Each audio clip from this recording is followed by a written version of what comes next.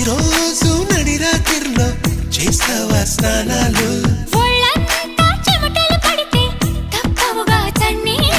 వణికించే చలికాలంలో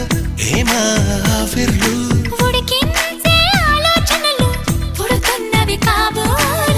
ఇంటిదిగా వేడక్కే ఊహలు రేపిందెవరు